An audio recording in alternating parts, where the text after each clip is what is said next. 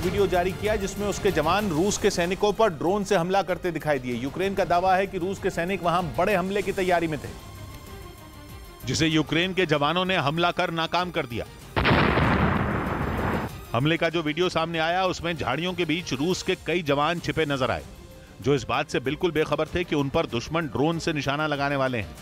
जैसे ही target lock हुआ, Ukraine की फौज ने ड्रोन से बम गिरा दिया, जो झाड़ियों में छिपे पुतिन के सैनिकों पर जा गिरा। इस हमले में रूस के कई जवान घायल हो गए।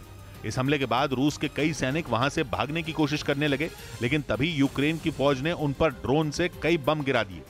यूक्रेन ने दावा किया कि इस हमले में रूस के कई सैनिकों की मौत हो गई।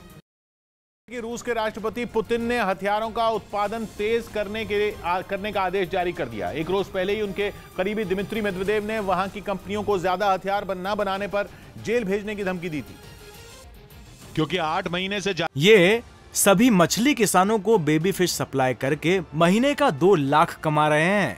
आपको भी करना है ये बिजनेस? तो फ्रीडम ऐप को अभी डाउनलोड करें। सारी जंग में रूस की सेना के पास हथियारों की भारी कमी हो गई है।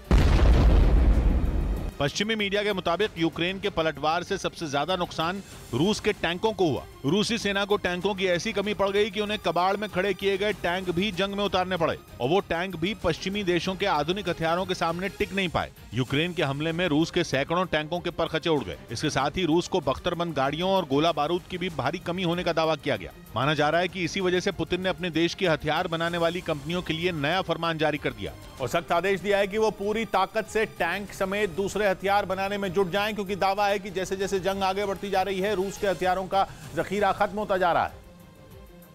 और हथियार ही नहीं होंगे तो उनके सैनिकों को ज़ेलेंस्की की सेना के सामने घुटने टेकने में ज्यादा दिन नहीं लगेंगे। पश्चिमी मीडिया के मुताबिक रूस में हथियारों की कमी होने की वजह से ही इन दिनों उसके ड्रोन हमले बढ़ गए हैं। दावा है कि ड्रोन से भी रूस जंग में इस वक्त वैसे हमले नहीं कर रहा जैसे पहले करता था, यानी वो ईरान से मिले ड्रोन को भी बचाकर जंग लड़ रहा है। दावा तो ये भी किया गया कि सिर्फ हथियार ही नहीं, यूक्रेन में लड़ रहे रूस के सैनिकों को दूसरी जरूरी चीजें भी नहीं मिल पा रही हैं। पश्चिमी मीडिया ने दावा किया कि ऐसे हालात से पुतिन के सैनिकों का हौसला बुरी तरह टूट रहा है और अपने सैनिकों में नई जान फूंकने के लिए पुतिन कुछ रोज पहले खुद ही मोर्चे पर उतरे दिखाई दिए थे। वो रूस के रिजियान प्रांत के एक ट्रेनिंग कैंप पहुंच गए थे। वहां उनके सैनिक आधुनिक और खतरनाक हथियारों के साथ दिखाई दिए थे।